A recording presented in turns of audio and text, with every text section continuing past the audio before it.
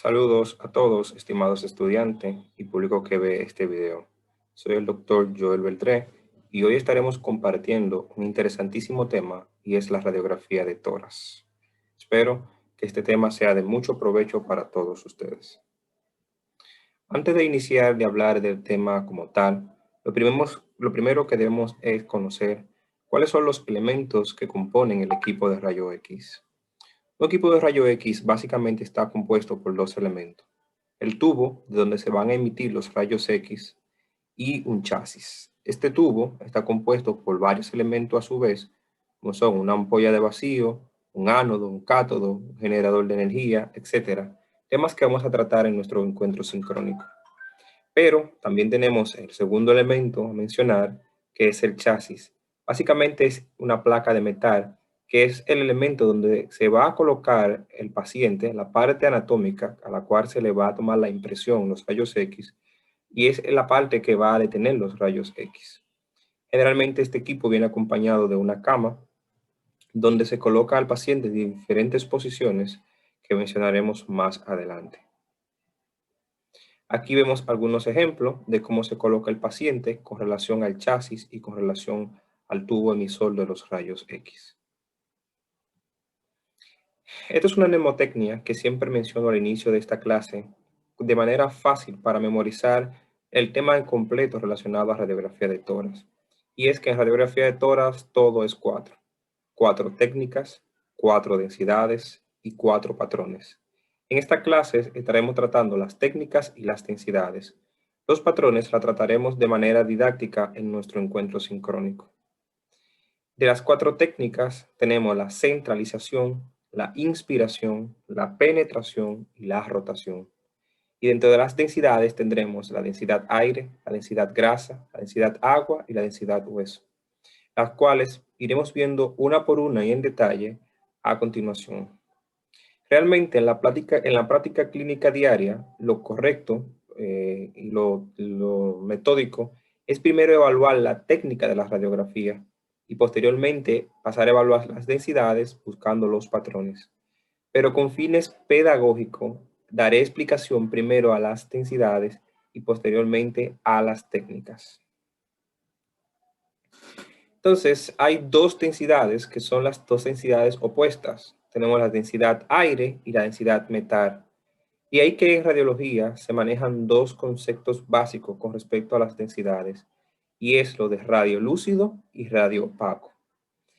También una mnemotecnia que podemos aplicar y que me ha funcionado bastante con mis estudiantes es la de decir que en radiografía todo es lo opuesto. Es decir, cuando mencionamos la palabra opaco, nuestro cerebro automáticamente piensa en algo oscuro. Pues en radiografía, cuando nos referimos a algo radio opaco es porque esto es blanco. Y cuando nos referimos de manera común a algo lúcido es porque es luz, es porque es claro. Pues en radiografía todo lo lúcido es negro. Entonces, las dos densidades principales, que son la radio-opacidad y la radio-lucidez, están representadas a su vez por el metal y por el aire. Como les dije, al ser el aire una densidad radiolúcida, luz, lo contrario de luz es oscuro, pues es oscuro, es lo más negro. Es decir, lo que menos capta el rayo. El metal es la densidad más radio opaca, por ende es lo más blanco, por ende es lo que más capta el rayo X en este caso. Entonces, entre medio de esas dos grandes densidades, lo radiolúcido y lo radiopaco, existe una amalgama de grises en el cual se encuentran otras densidades, que son la densidad grasa, la densidad agua y la densidad calcio, desde la que se acerca más a lo negro hasta la que se aleja más de lo negro. Es decir, que la densidad grasa ni es radiolúcida ni es radiopaca, pero está más cercano a la radiolucidez que a la radioopacidad. Por ende va a ser un gris más claro. Mientras tanto que la densidad cálcico, también llamada densidad hueso, se acerca un poquito más a la densidad metal, por ende es menos gris, es más radioopaca. Son, como le dije al inicio, todo 4. 4 densidades, 4 patrones. Hay a veces, en ocasiones, que es este caso, en la cual se menciona una quinta densidad. Esa quinta densidad, de manera normal, no debiéramos mencionarla, puesto que lo normal es encontrar la densidad aire, grasa, agua y calcio. Es decir, que cuando encontramos la densidad metal, es una densidad que es patológica. O sea, que en base a lo que he dicho, básicamente los dos extremos principales de las dos grandes densidades son la densidad aire y la densidad calcio, porque son las normales. La densidad metálica existe en ciertas condiciones patológicas en el paciente. Por ejemplo, que el paciente tenga una prótesis, que salga algún objeto, ya sea un sostén, un botón, un alfiler, un electrodo, que no se haya removido antes de realizar el estudio. O sea, que básicamente nos quedaremos con las 4 densidades normales que vamos a encontrar en una radiografía de tórax normal, que son aire, grasa, agua y calcio, y que entre medio del calcio y del aire pues hay 2 densidades más, que son la grasa y el agua. Esta quinta densidad, que es la metálica, solo va a aparecer en condiciones patológicas y condiciones especiales. Existe una teoría que es la teoría del patrón de interfaz. Es algo muy importante para poder comprender, para ver y para poder visualizar estructuras anatómicas en una radiografía de tórax. La teoría del patrón de interfaz explica que para que 2 estructuras anatómicas puedan observarse en una radiografía de tórax, estas tienen que ser de densidades totalmente opuestas. Repito, la teoría del patrón de interfaz lo que explica es que para que 2 estructuras anatómicas puedan observarse en una radiografía de tórax, estas tienen que ser de densidades totalmente opuestas.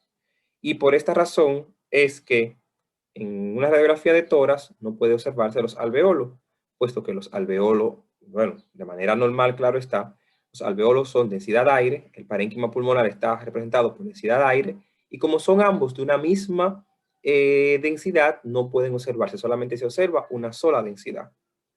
Ahora, en el caso de que los alveolos se encuentren patológicos, como es en el caso de la neumonía, donde hay presencia de exudado, la densidad de aire normal de los alveolos va a cambiar por densidad de agua. Entonces ahí, al ser de densidades opuestas, podemos observar en este caso los alveolos en el pulmón, que es lo que se llama un patrón alveolar o signo de broncograma aéreo. Entonces, al ser de densidades opuestas, pueden observarse. Es básicamente esto lo que explica la teoría del patrón de interfaz. Por esa razón, incluso también podemos observar la tráquea a través de la columna vertebral. Por esa razón también podemos observar los cartílagos costales a través de la pared torácica, porque son de densidades opuestas.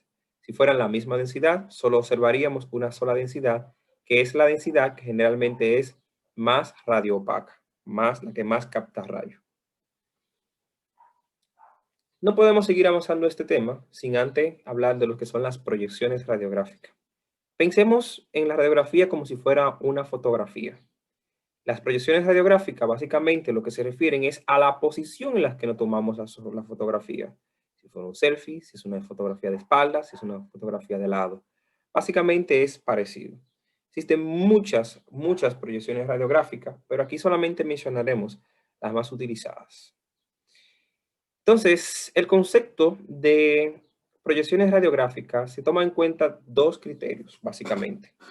Una, podríamos mencionar la dirección en la que entró el rayo con respecto a la parte anatómica que se está haciendo la radiografía, y la segunda proyección con respecto por dónde salió. También pudiéramos utilizar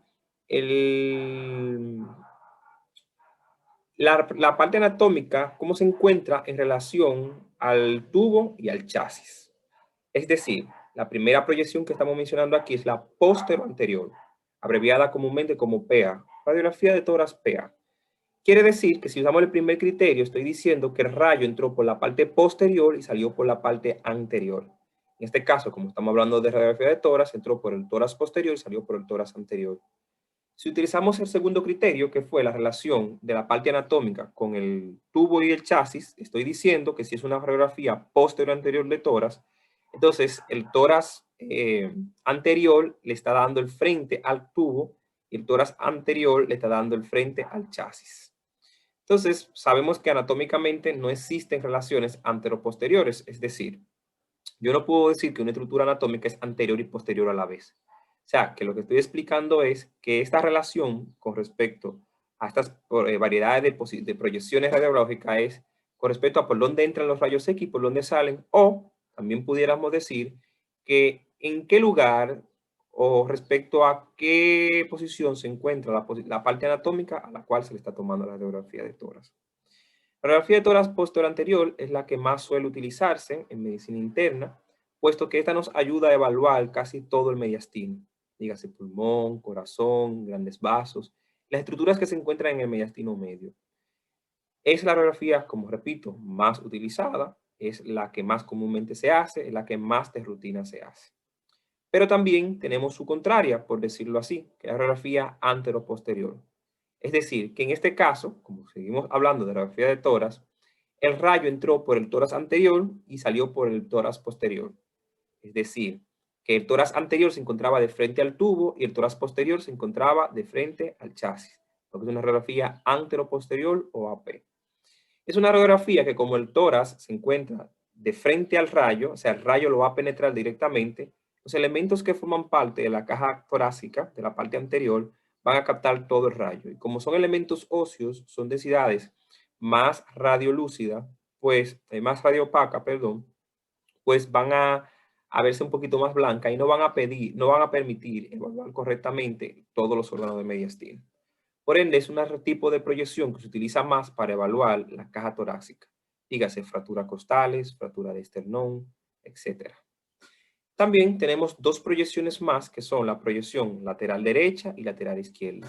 En este caso, el paciente se coloca de lado al rayo y de lado contrario al chasis, dependiendo de si sea derecha o izquierda. Si es lateral derecha, lo que va a estar de frente al rayo es el lado derecho del paciente y el lado izquierdo del paciente va a estar pegado al chasis. Si es una lateral izquierda, lo que va a estar de frente al rayo es el lado izquierdo del paciente y lo que va a estar pegado al chasis es el lado derecho del paciente. Son radiografías que también son muy comúnmente utilizadas, puesto que la combinación que más se utiliza es radiografía posterior anterior más lateral derecha. Esa es la combinación que más suele utilizarse, especialmente en medicina interna, neumología. ¿Por qué razón? Porque la vista de una radiografía PA de tórax, básicamente lo que nos facilita es una vista en dos dimensiones. Es decir, yo puedo ver altura y anchura. Pero lo más interesante, y es lo que más tratamos de buscar, es una vista lo más parecido a lo 3D posible. ¿Y cuál es la tercera dimensión? Pues es la profundidad. Entonces, al yo combinar estas dos proyecciones, o sea, la posterior anterior y la radiografía lateral, yo puedo tener una vista lo más parecido a lo 3D posible. Por ende, entonces, puedo tener una mejor valoración clínica de los órganos del mediastino. Por esta razón es que las dos proyecciones que más se utilizan en conjunto es una radiografía posterior anterior del tórax con una lateral derecha. En el caso de neumología derecha, porque la mayoría de las patologías pulmonares son del pulmón derecho, pero también bien puede complementarse con una lateral izquierda. Cosas que he más visto en el área de la cardiología, como el corazón está más orientado hacia el lado izquierdo, pues la combinación que más comúnmente se indica es radiografía posterior anterior más lateral izquierda. Pero depende de todo lo que el clínico esté buscando, será lo que solicitará al técnico de rayos X. Hay otras posiciones. Se supone que la radiografía de tórax es tomada en bipedestación, o sea, con el paciente de pies, y en inspiración máxima. Se dice al paciente que coja mucho aire, que lo aguante, y ahí se le disparan los rayos X. Pero de esto hay muchas variaciones. Puede ser que el paciente, por X o Y razón, no pueda estar en bipedestación y se le tenga, por ejemplo, un caso de una amputación, un paciente que tenga una alteración del estado de conciencia, o que por cualquier otra razón no puede estar en bipedestación, pues entonces el paciente se le puede tomar la radiografía en decúbito supino. También se le puede tomar en decúbito lateral, que puede ser derecha o izquierda. La radiografía en decúbito lateral se utilizaba anteriormente mucho con relación a los derrames pleurales, recordando que el derrame pleural es el acúmulo excesivo o patológico de líquido en el espacio pleural, secundario a una patología pleuropulmonar o a una patología sistémica. Entonces, los derrames pleurales se comportan, que más adelante vamos a hablar de eso, como patrones de masa. O sea, cuando tú ves una radiografía posterior anterior de tórax, un derrame pleural, especialmente si son pequeños, tú puedes observar una pequeña masa, tú puedes observar una pequeña radio-opacidad que te esté borrando el ángulo costofrénico. Entonces, para estar seguro de que eso que usted estaba viendo ahí era un derrame pleural realmente, o cuando era una masa, o que no era un derrame encapsulado, no era un absceso, entonces se hacía la proyección lateral izquierda o derecha, dependiendo del lado en el que se encontrara. Quiere decir que si en la PA yo veo esa radioopacidad ocupándome el pulmón, borrándome uno de los ángulos costofrénicos del pulmón, y luego en la lateralización, ya sea derecha o izquierda, yo veo que esa radioopacidad se me ha lateralizado, pues ya yo defino que eso es líquido que hay ahí y que no está encapsulado. Básicamente esa era la principal utilidad anteriormente, pero con la utilización de la toracocentesis, esta radiografía ha caído un poco en desuso. Bien, aquí tenemos una imagen típica de una radiografía posterior de tórax, donde podemos ver el tórax en todos sus elementos. Entonces, aquí vamos a empezar a aplicar la mnemotecnia que dijimos al inicio de las 4 técnicas. Ya que hablamos de las 4 densidades, hablamos de la teoría del patrón de interfaz, pues aquí vamos a empezar a hablar sobre las 4 técnicas, que son inspección, palpación y auscultación, si fuera semiología médica, ¿verdad? Pero aquí vamos a hablar de las técnicas radiológicas, que son la centralización, la inspiración, la penetración y la rotación. Bien, lo primero que debemos de observar es si la radiografía está bien centralizada. Cuando hablamos de centralización, si estamos hablando en este contexto de una radiografía de tórax, pues el criterio para yo saber si la radiografía está bien centralizada es que la imagen debe de observarse por encima de la cintura escapular, o sea, por encima de la clavícula, y por debajo deben de observarse ambos ángulos costofrénicos. Es decir, que si la radiografía, si esta imagen estuviera cortada a este nivel, donde estoy señalando, no estaría bien centralizada, porque hay partes del tórax que no me la está mostrando. Por igual, si estuviera cortada a este nivel, donde yo no pudiera observar los ángulos costofrénicos o los recesos costofrénicos, pues también no me serviría para evaluarla, porque pudiera yo estar enmascarando patologías que se pudieran observar ahí. Recordando que esto es una radiografía de tórax, y que yo tengo que observar el tórax en su máximo esplendor para poder hacer una correcta evaluación. Por eso es que en la parte clínica lo primero que se evalúa es la técnica. Porque si una radiografía está técnicamente mal elaborada, mal tomada, pues yo clínicamente voy a encontrar hallazgo que no hay o no voy a ver hallazgo que sí hay por la mala técnica. Entonces, lo primero que se hace técnicamente cuando yo agarro una radiografía en la práctica clínica diaria es evaluar las técnicas y posteriormente entonces busco los demás. Entonces, básicamente, de eso que trata la centralización, de que la parte anatómica que se está observando en la radiografía debe de verse por completo. En el caso del tórax, debe de verse por encima de la clavícula, ya que el pulmón sobrepasa 1 o 2 centímetros por encima de la clavícula, de manera normal, y por debajo debe de verse los recesos costofrénicos.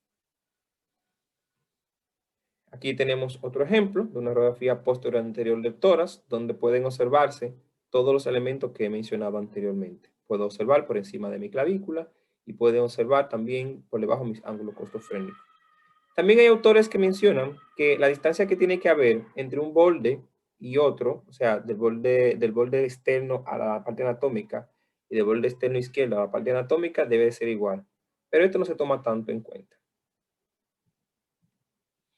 Esto es un esquema de qué es lo que se supone debo de observar en esta imagen. Aquí está mi corazón con mis grandes vasos, con todos sus elementos. Supone que esto es lo que mentalmente debemos de hacer. O sea, debemos de saber que esta estructura que está aquí corresponde a la vena cava superior, que esta corresponde a la vena cava inferior, que este es el botón aórtico y que este es el botón pulmonar y que este es el ventrículo izquierdo.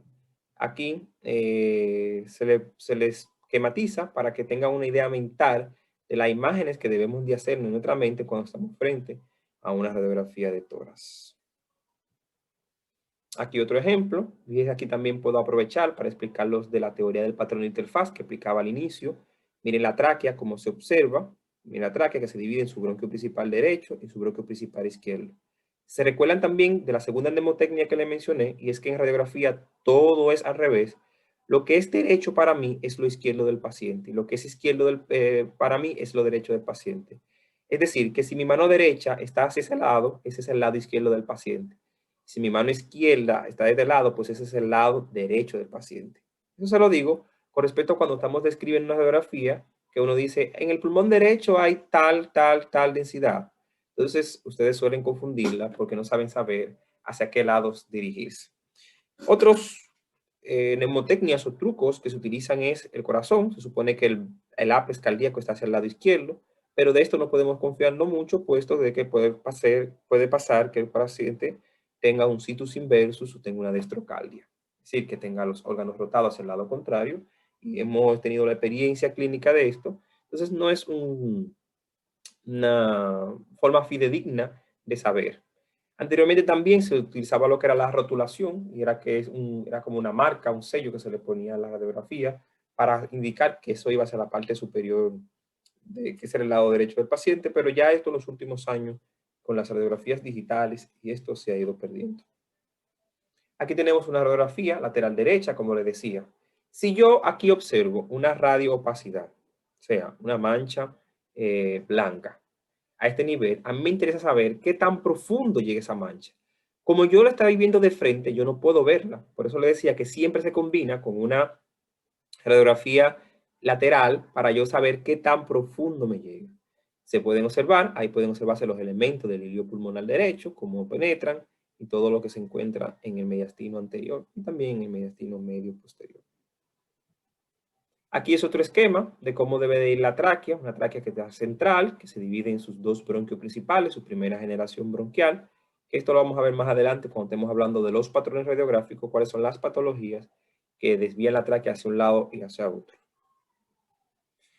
Entonces, ahora vamos a mencionar la segunda técnica. La primera que mencionamos fue la centralización, ahora vamos a hablar de la inspiración. El criterio para yo saber si tengo una radiografía bien inspirada es con respecto a los arcos costales. Entonces, lo primero que ustedes deben de aprender es a identificar cuáles son los arcos costales, cuáles son anteriores y cuáles son posteriores. Y recordarse la segunda mnemotecnia que le dije, que en radiografía todo es al revés. Es decir, que los arcos costales que se ven anteriores son los posteriores y los que se ven posteriores, o sea, los que se ven ahí atrás, son los anteriores. ¿Esto por qué pasa? Porque recuerden que estamos en una proyección posterior-anterior. Es decir, que el paciente estaba de espalda al rayo. Es decir, que los primeros rayos que cogieron que los primeros arcos que tomaron el rayo fueron los arcos posteriores. Al ser los arcos posteriores, los que estaban de frente al rayo, pues se van a ver anteriores. Por ende, estos que observamos aquí son los arcos posteriores. Entonces, el criterio dice que para que una radiografía de tórax esté bien inspirada, recordando que le dije, la radiografía de tórax de manera rutinaria se hace en inspiración y en bipedestación. Entonces, la radiografía por esta razón es que tiene que estar bien inspirada. Entonces, el criterio nos dice que para yo saber si está correctamente inspirada, deben de contarse de 6 a 7 arcos costales anteriores y de 8 a 9 arcos costales posteriores. Repito, el criterio de inspiración nos dice que para saber si una radiografía está bien inspirada o no, deben de contarse de 6 a 7 arcos costales anteriores y de 8 a 9 arcos costales posteriores. Entonces voy a contar los anteriores primeros, no el orden de factor, no el de producto. 1, 2, 3, 4, 5, 6 y 7. Algo que se me olvidó mencionar es, a ese criterio es tocando el hemidiafragma correspondiente. Es decir, de 6 a 7 arcos costales anteriores y de 8 a 9 arcos costales posteriores tocando el hemidiafragma correspondiente. Eso es lo que debe de observarse. Como ven, el hemidiafragma derecho está aquí, el arco número 7 me lo cuenta, es decir, que la radiografía está bien inspirada. Ahora cuento los posteriores. 1, y pudiéramos contar el primer arquito de la primera costilla también. 1, 2, 3, 4, 5, 6, 7, 8. Mírenlo ahí. El arco 8 me toca el hemidiafragma correspondiente. Mírenlo ahí donde está la relación. Entonces, esa radiografía puedo decir que está correctamente inspirada. El truco en esta técnica, como les dije, primero es aprender a identificar los arcos costales. También otra técnica es que uno van horizontales y otro van verticales. Los que más van verticales son los de los arcos costales posteriores y los que van horizontales pues son los arcos anteriores. Aquí también se lo señalo con una línea en negro. Estos son los posteriores y los que están en blanco son los anteriores. Hay médicos clínicos que en vez de contar los arcos costales, lo que cuentan son los espacios intercostales, o sea, los espacios negros que hay entre una costilla y otro, y dicen que deben de contarse de 7 a 8. Vamos a probar. 1, 2, 3, 4, 5, 6, 7 y 8. Y también es una técnica que es muy válida.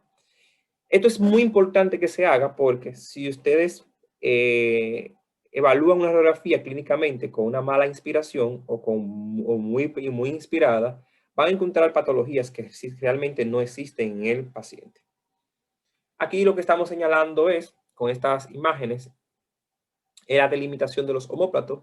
Generalmente al paciente, cuando se le toma una radiografía en bipedestación, se le dice que ponga las manos en forma de jarra alrededor de su cintura.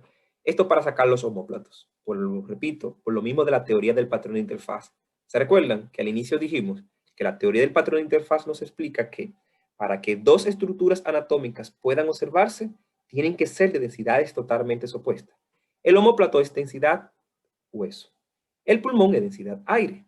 Como el omóplato es una densidad más fuerte que la densidad aire, o sea, una densidad que se va a ver más radiopaca, si el paciente no sacara los omóplatos, yo no pudiera observar una parte del pulmón. Por eso es que al paciente se le pide que suba las manos hacia arriba o que coloque la mano en posición de jarra para poder observar bien ambos campos pulmonares. Entonces, básicamente aquí lo que estamos señalando es la inspiración, los arcos costales anteriores y posteriores. Vamos a ver algunos ejemplos de qué podemos observar en una radiografía cuando está mal inspirada. Por ejemplo, si observamos la radiografía que está en el tercio superior derecho, vamos a ver que podemos observar una cardiomegalia. Una cardiomegalia que es cuando hay un aumento del índice cardiotorácico. Esto lo van a ver más en su asignatura de cardiología. Pero realmente esto es una falsa cardiomegalia. Esto es que el corazón no está bien inspirado, pues el corazón no, perdón, el tórax, al no tener una correcta inspiración, los órganos del mediastino se van a observar un poquito más grandes. Esto es solamente por mencionar algunos de los casos que pueden ocurrir cuando no hay una mala técnica. Recordándole que la evaluación clínica la vamos a tener en una segunda parte, en el encuentro sincrónico. Aquí solamente nos vamos a centrar en la parte normal, en los hallazgos normales. También es importante recalcar que el hemidiafragma derecho siempre es más alto, 1 o 2 centímetros, que el hemidiafragma izquierdo. O sea, esto es normal. ¿Ven? Si observan el hemidiafragma del lado derecho, que es tu lado izquierdo, por aquella neumotecnia de que todo en la radiografía es al revés, miren ahí el lado derecho, que es en realidad mi mano izquierda, mi lado izquierdo, observamos que el hemidiafragma derecho es más elevado, 1 o 2 centímetros, que el hemidiafragma izquierdo. Esto hay dos teorías de por qué ocurre. Una teoría dice que como el hígado, el mayor volumen del hígado se encuentra al lado derecho y un órgano es el órgano más voluminoso del abdomen, este hace que ese diafragma suba un poquito más. Y la otra teoría dice que es que como el corazón se encuentra más orientado hacia la izquierda y le imprime un peso a ese lado, pues baja más. Independientemente de cualquiera de las dos teorías, esta relación no debe superar más de 2 centímetros, porque cuando ya hay una elevación de un hemidiafragma por encima de esta cantidad de centímetros, pues nos habla de patología que puede ser bien una patología diafragmática, como una hernia de Bogdalé o cualquier hernia diafragmática, que generalmente son muy frecuentes del lado derecho. Otra técnica que tenemos es lo de la penetración. ¿A qué se refiere lo de la penetración? Nos referimos es a qué tanta cantidad de rayo penetra en las estructuras anatómicas. Para esto vamos a tomar básicamente dos criterios, uno de cualquiera de los dos. El primero que mencionamos es que deben de observarse de 3 a 5 apófisis espinosa. Es decir, veo mis vértebras y debo de contar de 3 a 5. Si cuento de 3 a 5, pues quiere decir que la radiografía está bien penetrada. O sea, que la distancia que había entre el paciente y el rayo, o entre el chasis y el paciente, y entre el chasis y el rayo, es la correcta. Entonces, 1, 2, 3. Observo 3, es decir, que esa radiografía está bien penetrada. Ni tiene más rayo, ni tiene menos rayo del necesario. También, otro criterio que utilizan algunos autores es que debe de observarse la columna vertebral a través de la silueta cardíaca.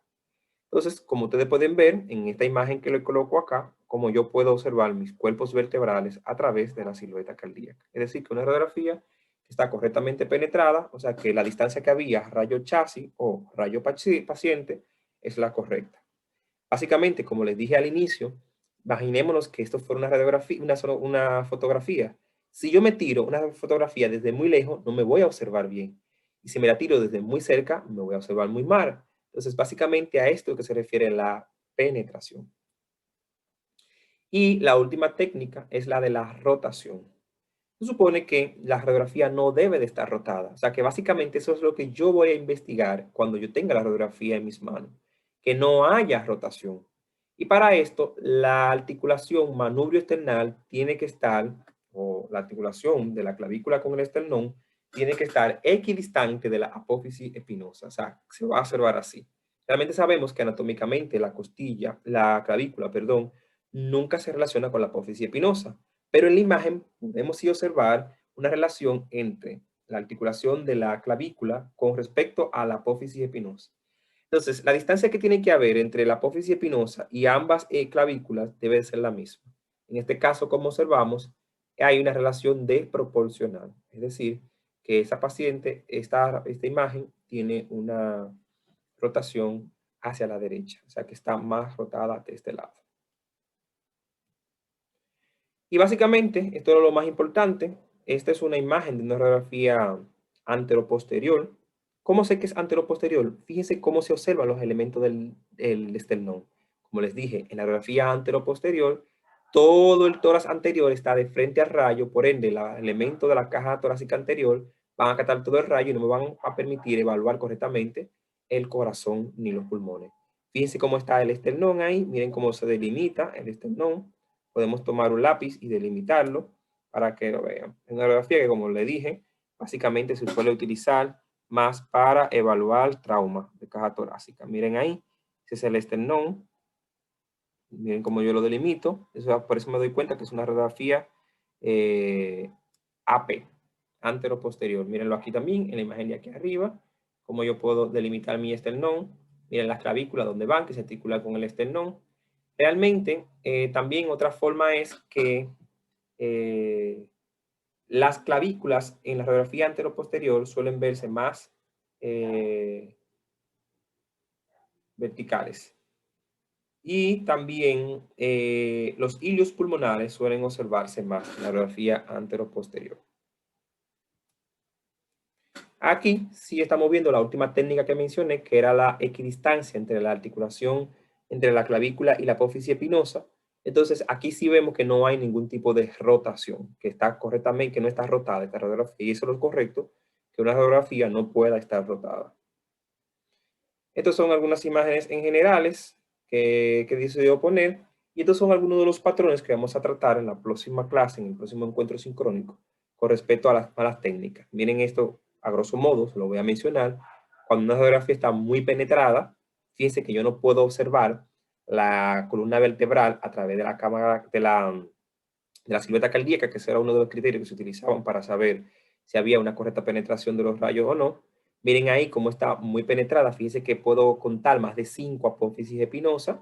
Aquí yo pudiera pensar que hay hasta un enfisema, pero realmente no lo hay. Es una mala técnica. Por eso es que le recalco que lo primero que hay que evaluar es la técnica antes de yo evaluar clínicamente una radiografía de tórax. Y saber que la radiografía por sí sola no hace diagnóstico. Yo tengo que conocer las manifestaciones clínicas de la paciente porque los hallazgos radiográficos son comunes para muchas patologías. Son comunes para muchas patologías. Y básicamente hasta aquí llegó esta explicación de la introducción a lo que es la radiografía de tórax, y en nuestro encuentro sincrónico estaremos conversando sobre los patrones radiográficos. O sea, esas alteraciones de esas densidades que les he explicado de manera normal, cómo se van a encontrar de manera patológica en las diferentes patologías que se pueden observar en una radiografía de tórax. Espero que esta explicación haya sido de mucho provecho y que puedan sacarle el máximo a la misma. Nos vemos en la próxima.